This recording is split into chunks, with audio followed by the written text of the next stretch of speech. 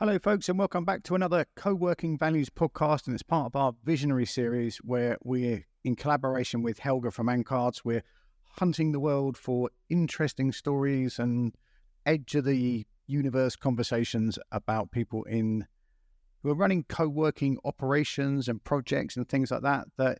You don't hear about them very much, but they're doing amazing work. And today is Stephen Carrick-Davis, who is, I know him from London and Peckham Levels and other local projects. And what I particularly want to draw your attention to in his conversation with Jose today is the way he articulates about thinking globally and acting locally. It's very easy to get wrapped up in things everywhere else. And I'm a big believer in London, we have the London Co-working Assembly, which is like insanely focused on London and the 15-minute city and the local communities and, what's happening there. And in Stephen's organization, he does a lot of work with young people and young people and, old people like me in very locally focused communities in very specific parts of London. So I could rant about this for ages, but I really want you to get a pen and paper and take notes for this conversation between Stephen and Jose today. Take care. Be careful out there. It is a jungle. Let's get into the show. Hello there. My name is Stephen Carrick-Davis. I am a social entrepreneur working and living in South London. And in my work, I have the privilege of running 2 community workspaces, which are both open and accessible and affordable. And I also run training both within those centres, but also for local community members here, primarily in employability training. Dear Stephen, welcome to the Working Values podcast. This is the Visionary series. I'm very curious about the Hatch Hub's story and its name. How did it start? Well, Jose, it's fascinating how names stick and how projects start. I think if you're an entrepreneur, you've got to seize opportunities and you've got to look for opportunities. And this lovely word happenstance or serendipity, it's there if you look for it. I live in a place which is called Hatcham. Hatcham. It's an old, almost 18th century division within our community. There's Lewisham, there's Deptford, and there's this little sort of ward, if you like, called parish, called Hatcham. And this lovely old Hatcham Liberal Club, which is going back to the 1800s, was a working men's club.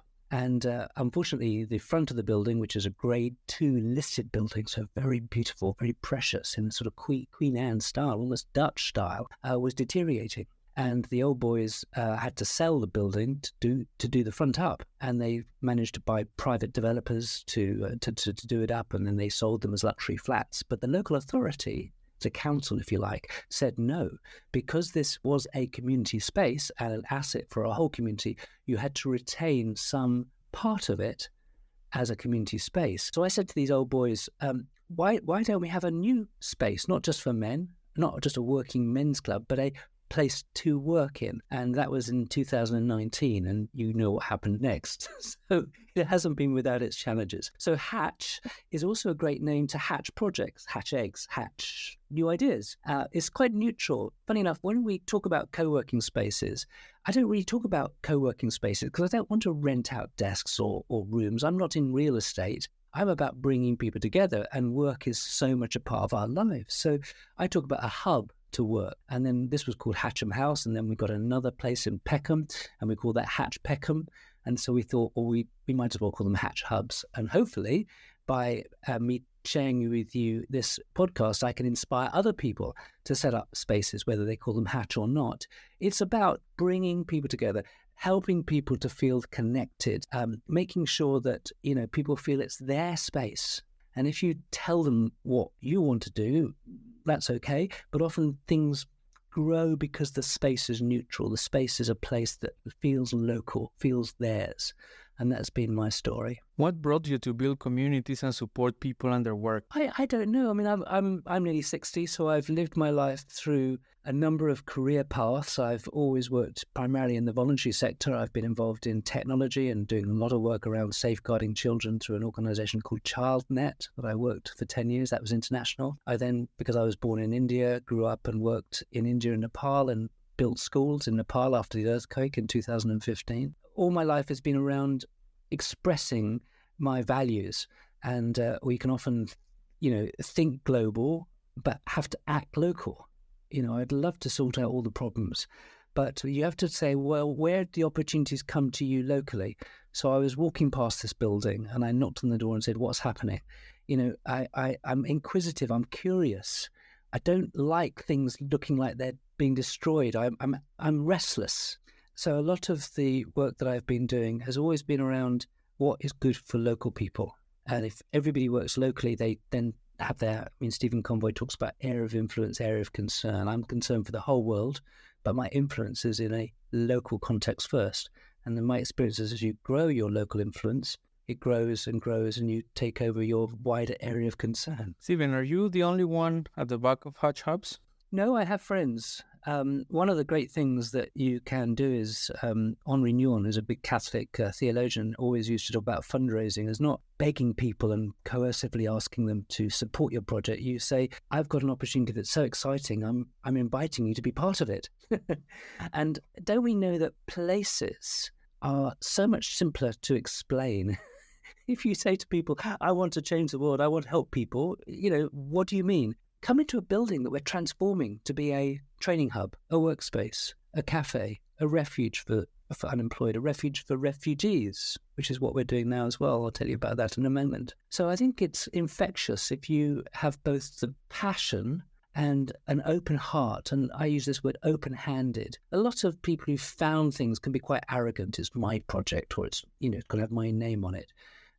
Again, Stephen Convoy, who wrote the 7 Habits of Highly Effective People, always talked about abundance mentality. There's always enough cake to go around.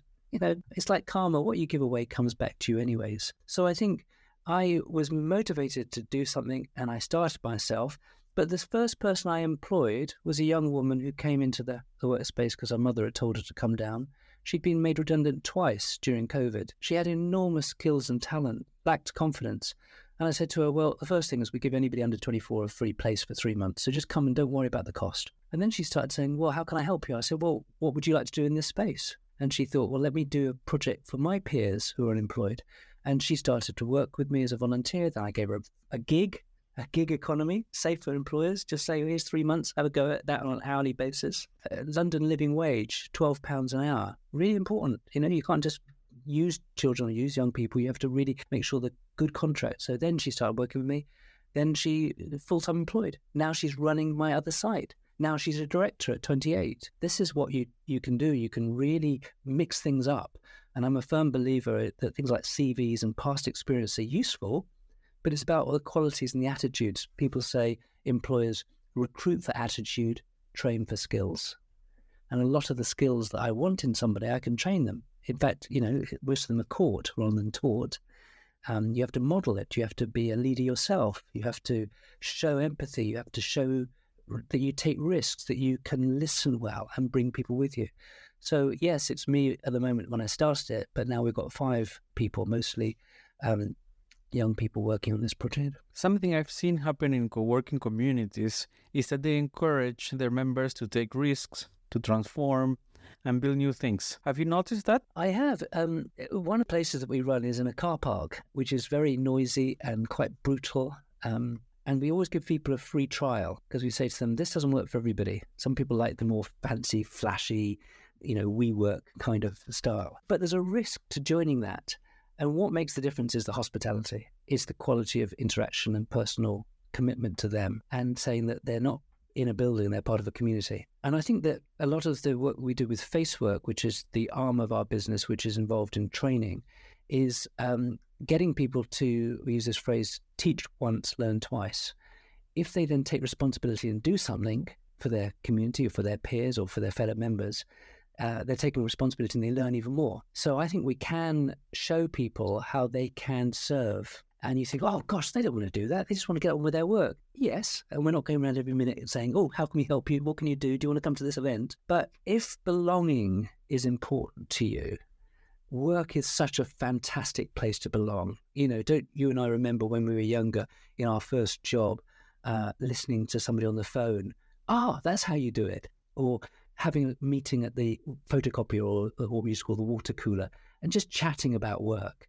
And those things help you build your confidence. They help you build your insight into the different nuances of work. And so I think what we see in our communities is people coming together and sharing. They can do that through open lunch table. We can do that through a social. We meet once a month. Last week, I brought 40 of the Ukraine refugees that we've been working with to our car park, and I got 6 or 7 of the members there just to come and meet them and talk about work. And it was brilliant because they were asking questions, and the refugees were asking questions that I didn't have the answers. So I do think you're right that once you create the environment, once you show the values, once you treat people with respect, and they are customers, and customers, are fickle, they will move or they will change, they won't stay with you. But if you build that feeling of relationship and community, I do see transformation. Most co-working operators and social entrepreneurs want to learn about new revenue models. How do Hutch Hubs run? Well, I'm sure, like you, Jose, running a business is scary. You have to watch your cash flow, and you have to make decisions and build risk. Work on the risk analysis. I was razor focused on creating a sustainable business.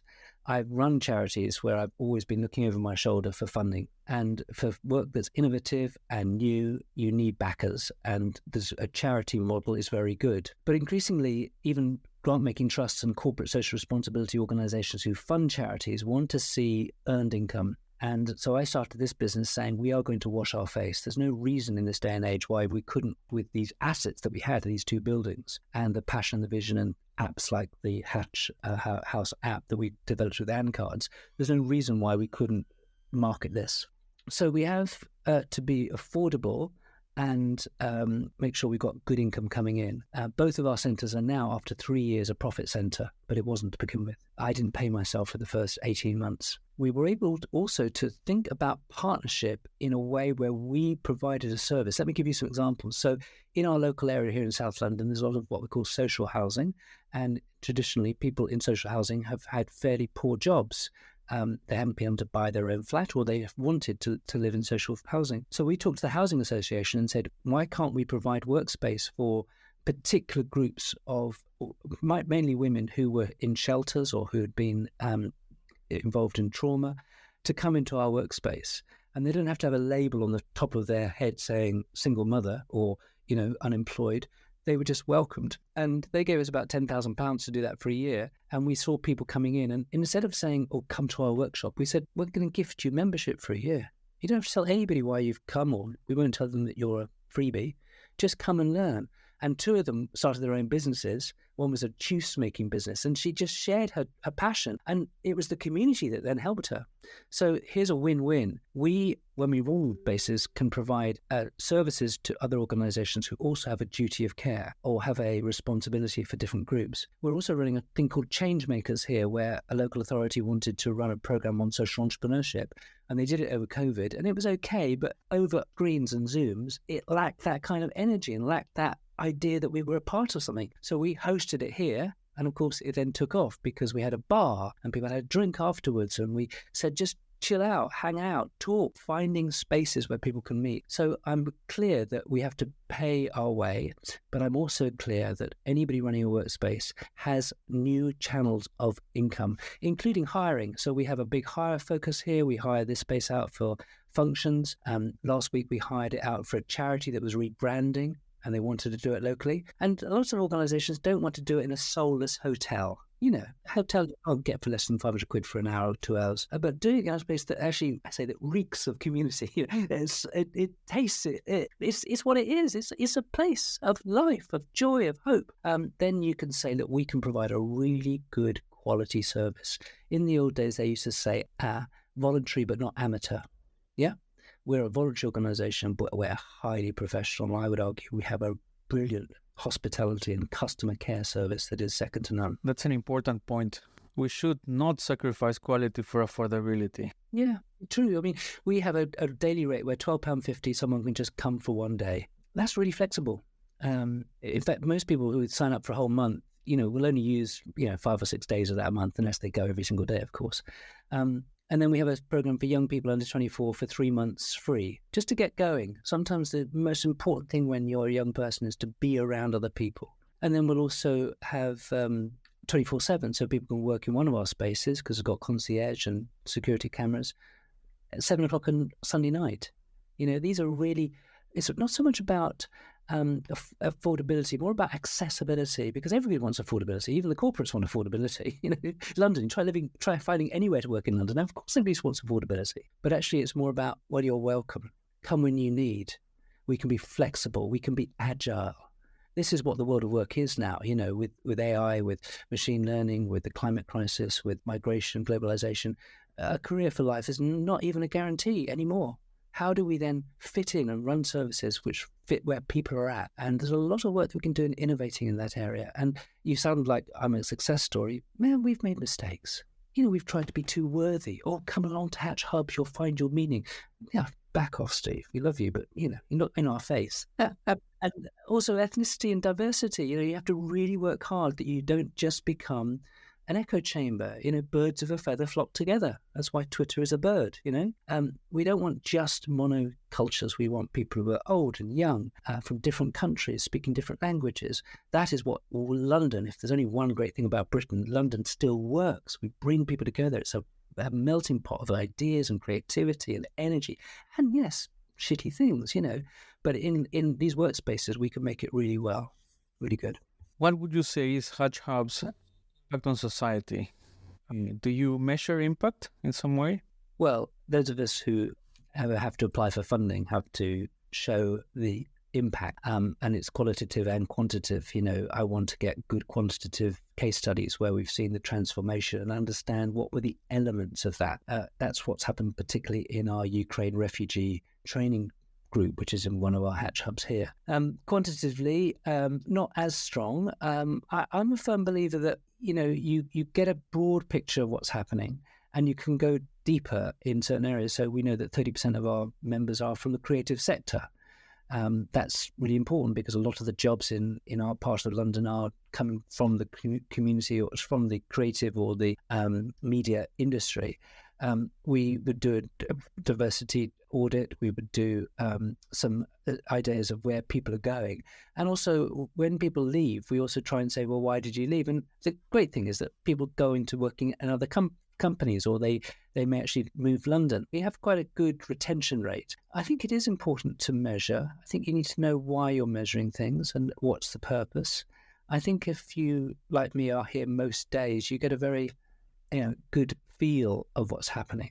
And I'm also a little bit anxious when you have to measure everything. It becomes very tedious, and I'm as committed to measuring the inputs and the process as the outcomes. We're not, I can tell you, for example, how many people have got jobs from our Facebook Ukraine training program, but from a point of view of what is the impact of running a community workspace, I'd say, well, the impact is on the fact that people still come because they have choices. The impact is that people love coming and they tell us that it's just fun to come to work. I mean, these things, you can't measure that. I mean, it sounds a bit trite, but work should be happy. Work should be places where people long to. And isn't it so sad when we see people who have lost that connection with why they work? And of course it's a luxury, and I'm really careful to check my privilege. I don't want to come across as some Buddhist monk saying if you love what you do, you don't call it work. We've all heard that, and lots of people can't love what they do. They have to just get on with it. It's about survival. You talk to a young person at the moment paying extraordinary rent, having to pay off debt. They have to work sometimes in really tough jobs. But actually helping people prepare for that, building resilience, building a community who cares for that, helping them to grow in their career.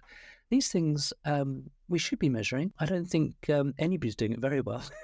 It's life. How do you measure life? One of the problems I find when measuring social impact is that the numbers can always be better, and they can become a hindrance more than enabling progress. Any thoughts on that? Well, Rosa, you're right that the qualitative work of changing and supporting people is enormous, and you never know the impact you have had but haven't been able to measure it. Anecdotally, people come back to me and say, "Oh, Steve, that was an amazing course," and I didn't get the evaluation from them. I think the other thing to say is that when you say how you're going to scale this, I'm not building an empire. I'd love anybody to listen to this podcast just to nick our ideas. It's like a magpie. In London, you have little magpies, and they tend to go and steal the silver shiny bits from different nests. Let's encourage people to do magpies. You want to find a way of building an affordable structure in your money? Come and talk to me. I'll tell you. If you want to develop an app, go to Cards. They've got a fantastic user card that sits on people's phones. if they want to talk about how do you integrate training and careers guidance in a workspace, we could run a conference together. This is what people don't realize, that we are pioneers. We are forging a new way in thinking, and the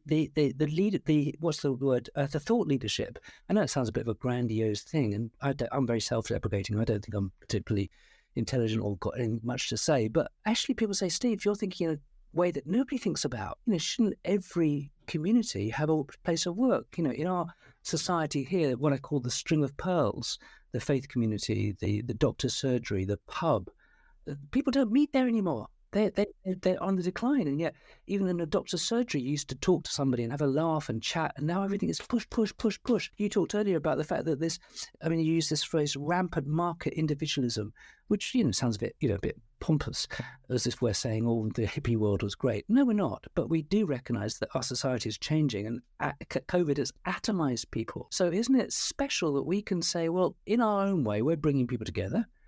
Schools do that in learning. We're doing that in work. If we can combine the learning with the work, wonderful. And especially for young people who are excluded from mainstream school, or even sixth formers, people who are in their 17 and 18-year-olds going to college, why wouldn't they come to a workspace to do their homework than in a sixth form? Because in a workspace, they're meeting and seeing the real world, and they're meeting employers. And evidence shows, and this is backed up by evidence from the Employers and Education Group here in London, that the more contact you have with employers before you find your job, the more successful you'll be in your job, because you understand what's expected, you understand the options, you understand what you've got to do to get into that work. It's not rocket science, it's pretty obvious, but schools don't do it. We've written a big report on the failure of the careers guidance sector, not just in Britain, but it's underfunded across Europe. Why? Because advice and information to a penny. Counselling, really hard to fund, really important, much more important than advice and information. You can get that very quickly, but helping somebody to understand their personality type, helping understand how do you build resilience into your way of working, how do you sweat your assets, what soft skills have you got? These are things that take time. What do you think is unique at Hatch Hubs? I don't know. I suppose the biggest thing is why do you do it? Lots of organizations are looking at these spaces, whether they're hotel lobbies or they're shops or they're government buildings that have been relocated. And this idea of meanwhile use is a really good framework. So if anybody wanted to set up a workspace, there are models that you can say, let's pilot it for 2 years and reduce the risk. But I suppose I'm not interested in building more to build more profit, although I'd love to employ more people. I really would love, because this job, as you know, is such a wonderful career. You get the best bits of hospitality, you get the best bits of special events, you get the best bits of employability training. It's for people who love people, this is a brilliant job. I suppose one of the things that we would say is that our values motivate us more than anything else. And that's not to say that people who run commercial workspaces don't have values. Of course, good quality service, accessibility, high standards. But I'm really interested in changing our community, and in that sense, changing people's lives. Not in some evangelical, passionate way of, but work is really important, and I'm committed to people who are further on the labour market.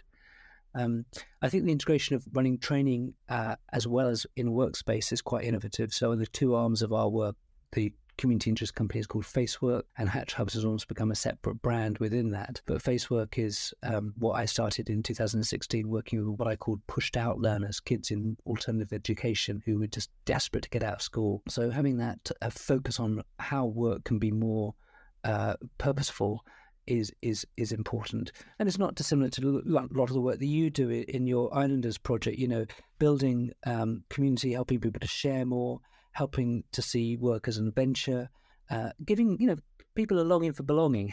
it's that corny.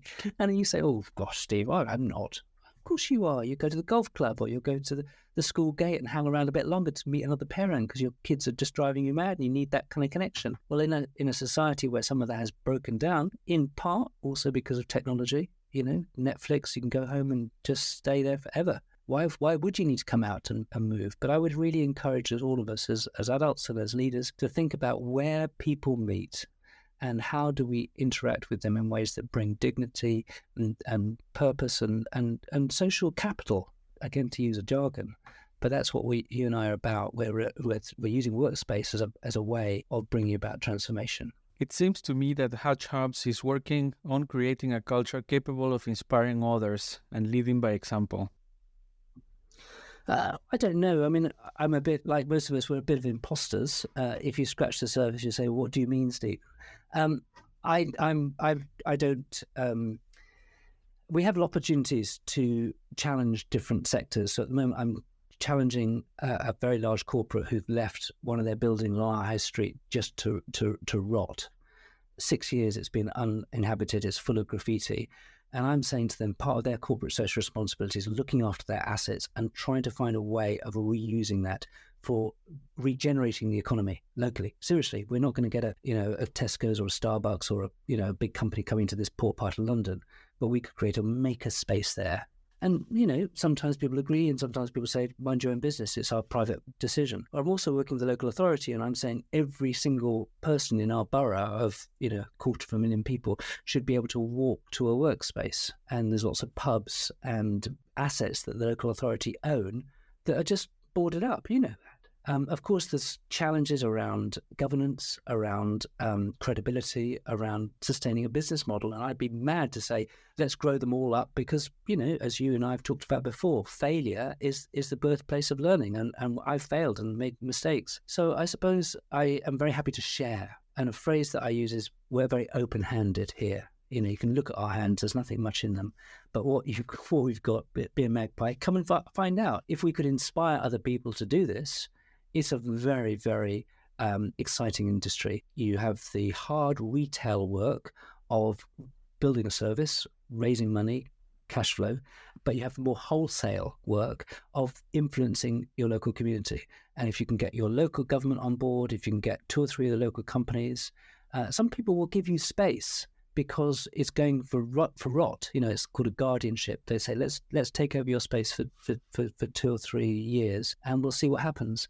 But these things are also they cost. As soon as you start employing people, we've trebled our income over the last 3 years, and we started with nothing in the workspace. So it has been hard graft, and you can build your work in 7 years and lose it in 7 days with your reputation or making a mistake. And so it's hard work and it's serious. It's no game. But I think I would love to inspire and help people to reimagine the place of work in our community. We now know people would love to work from home. Why wouldn't you?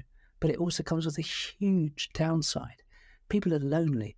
People feel that they don't connect with their neighbours. People don't even know who their neighbours are. And if COVID showed us anything, for a period of about a year, everything was uber local. We had our WhatsApp, we had our street groups, we had our friends groups. We looked after each other.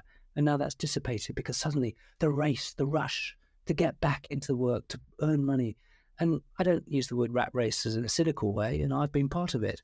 But you see what it is after a while. And if you have the courage to change, if there are people listening to this podcast who want to say, I'd have a go at transforming a pub into a space for the community, I'm not going to say you're going to make a success of it because I don't know the area. Location, really crucial. Understanding your market, thinking about your business model, having multiple streams of income. That's no-brainer, honestly. Get your core people giving fixed desks. Hot desks, you won't make any money on that. Studio space, that's the gold standard. So again, think about your portfolio. Can you give people places that they have a lock-up and then share community space? And that can give you that anchor tenant. But then, so what I'm saying, I'm waffling here, but there are different parts of a strategy that we could help people think about. But it also has to come from the passion and the individual vision of the person. And anybody listening to this who says, I'm actually working in a workspace, I could do my work and run another workspace, go for it. You'll find yourself, like me, very, very productive, because when I'm not serving coffee or meeting people or checking the app or employing other people, I'm getting on with my own work, which is about facing work and helping people with the Facebook project. So it's wonderful. Steven, could you share some Hutch Hub stories of transformation? There's a couple of ones. Laura, who I mentioned earlier, when she came unemployed and now is a director of the company, is wonderful. But she also wanted to do something for her peers. And I think the reality in your job is if you do take risks and you open a door, even if you don't know what's quite behind the door, other corridors lead off that door. So one of the things I want to help people do is take a chance. Not making a decision about doing something is making a decision. It's very hard to make a decision, but you can help people grow. There's another woman here called Helena, and Helena is from Ukraine, and the local authority asked me, could we employ her, because they were trying to find jobs for something like 270 families from Ukraine who had come to our local little area. And she was great, she was a marketer, but her English was so poor and it was so painful, the interview was so difficult. I was thinking, I want to help you, I could use your skills, but I can't get the language across. And I said to the person who's asking me to employ her, I'm just so sorry, I can't. And then she said, well, we've got somebody else who's better English, and her name was Mariana. She was a lawyer, fantastic skills, but unemployed here in London. So we employed Mariana, and then I went back to her and said, Mariana, you could be a bridge to Helena. Why don't we employ Helena, and you'll help her with her English, but also and of course we did it. And now we've got 3 people, and Helena's skills and confidence have grown because she's had a guide by the side. Not me, a sage on the stage, telling people what to do, a guide by the side. This is a wonderful model where we had the flexibility, we had the nuance, we had the ability to make the decision to take a risk. And as you know, as you get older, you judge people, you get to know, you sometimes still make big mistakes, but having a chance, having a go. And that was a lovely story where she's now still working with us. 6-7 months later, she's from Ukraine, and she and Mariana now work with 40 other Ukrainians every week. Tonight we've got 30 or 40 here. ESOL training courses, soft skills training, personality styles training, looking at CV writings, helping them get to work, but also giving them a space where they can help themselves. And I think that is what I would love to be judged on, not what I do in the success stories of Hatch, but actually the stories we never hear, because it's about bringing people together and helping people be empowered to help their peers. How do you see the future of Hatch Hubs? I don't want to go broader, I want to go deeper. So we will take on another 2 places in South London in the next 18 months. That's our business plan. And we now have the team and the overhead, what's it called, the economies of scale, the technology, the platform, the methodology, the marketing, the branding to do that. But next week, I'm also going to go to Ukraine with 4 of the women who we've been working with here, and we've trained, and we're going back to Lviv to run a workshop for a week where we work with 25 young people. I've been there twice already. I've met some of the young people in schools and 25 teachers to help embed employability training, what we're talking about really, although it's a workspace, it's about helping people to grow and work, into the curriculum. One of my passions is that on our local doorstep in Ukraine, we have the most appalling war. It'll take a generation to recover, if indeed when it finally finishes, God willing. And you can think about rebuilding that from point of infrastructure with buildings and train roads, etc. But young people will need to stay. They mustn't leave, or they can leave, of course, but people will want to go back. And so developing more of an enterprise culture, and a lot of the training we do, and actually running our workspace is an enterprise, and helping young people to think about social enterprise, where funding will come from big agencies. Why should it go just to the government? Hopefully it will, but also it can go to civil society organizations and leaders. So I think once you've got some experience of running a place which is open and welcoming and accessible, and you've got really big quality training about soft skills and employment and social entrepreneurship, my vision would be then to develop a chapter in Ukraine, base work chapter, and part of that could be a workspace as well. And I've also done that in India. We tried to do that just before COVID, and we've got a feed by the Kalimpong in northeast India, and in Delhi we helped an organisation set up a library there. So in our small way, I want to be a mover and shaker, but I'm also content to do things well locally. One of the things that I think is really important, another religious writer, David, said, do small things well. And a lot of the pressure on social entrepreneurs is that they feel they have to change the whole world. Be the change you want to see in yourself, support people who you have a privilege of working alongside, be curious, be ambitious, take opportunity without being too much of an opportunist, and that comes through wisdom, and that also, as you said in your wonderful book, comes through failure. It's so humbling. But failure can be a place of shame, or it can be a place of great reflection and learning. And if you're fear about making this mistake, or if you're fearful about setting up a co-working space, just do it. Start with when you're ready. Don't write a book about how do I do it. Try, think about it. If somebody gives you a space, try it for 3 months. You'll be surprised at how people think, gosh, this is so eminently sensible. And if you enjoy it and you're growing, then there's people like yourself and me and others who can help them on that journey. if they indeed want to make a social impact. Steven, thank you so much for your work and example and for sharing your wisdom with us.